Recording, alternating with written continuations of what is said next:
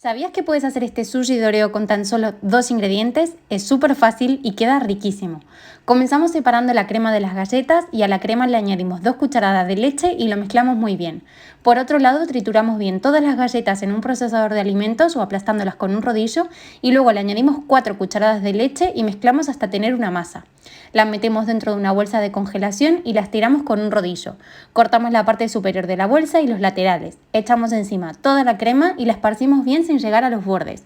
Con ayuda de la bolsita vamos enrollando y cuando tengamos hecho el rollito nos lo llevamos a la nevera por unas 2 horas. Lo cortamos en trocitos de unos 2 centímetros y listo, a disfrutar.